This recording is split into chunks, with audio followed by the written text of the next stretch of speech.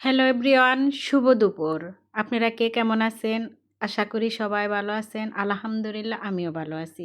আমি সকালে নাস্তা খেয়ে চলে আসলাম বেসিনে। বেসিনে কিছু থালা বাসন ছিল, ওগুলা ধুয়ে এখন আমি ভাত বসিয়ে দেব। আমি ভাতের চালটা ভালো করে ধুয়ে নিয়ে নিলাম। এখন আমি ভাতটা চুলায় বসিয়ে দিব। বসার পরে আমি এখন আজকে কি রান্না করব, শাকভাজি আর ডাল। আমি এখানে কলমি শাক নিয়ে এসেছি। আমি বাহিরে গেছিলাম যে মিটারের জন্য, তারপরে আসার সময় এক আঁটি শাক নিয়ে আসলাম। এই কলমি শাকটা দেখতে অনেক সুন্দর আর আমার ছেলে অনেক পছন্দ করে, তাই আমি এক আঁটি কলমি শাক নিয়ে আসলাম।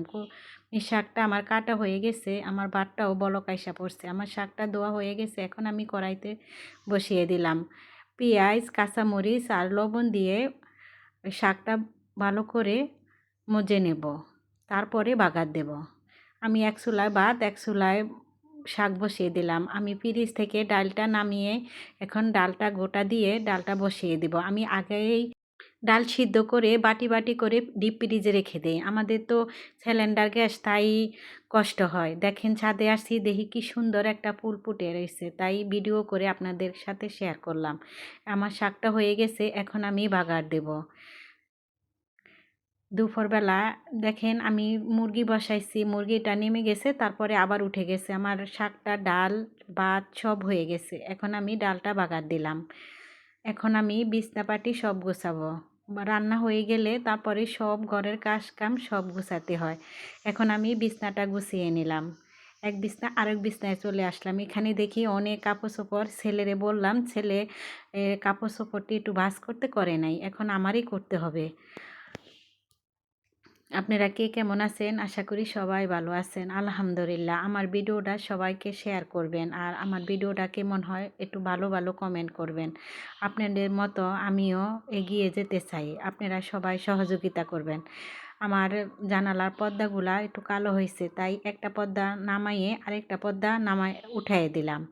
দেখেন এই পর্দাটা একটু ভালো লাগে নাই, ছোট হয়েছে, তাই এই পর্দাটা সরিয়ে আবার বড় পর্দাটা লাগাইয়ে দিলাম। আপনারা ভালো ভালো কমেন্ট করেন, আমার কমেন্ট পড়তে অনেক ভালো লাগে, অনেক উৎসাহ লাগে। তাই আপনাদের সাথে আমি সব কাজ কাম শেয়ার করি। আমি সারাদিনে কি কি করি সব দেখানো তো সম্ভব হয় না, একটা সংসারও সারাদিনে অনেক কাজ থাকে।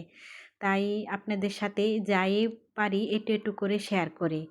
ইনশাল্লাহ আপনারা যদি উৎসাহ দেন তো পুরা ভিডিওয়ে শেয়ার করব একটু একটু করে।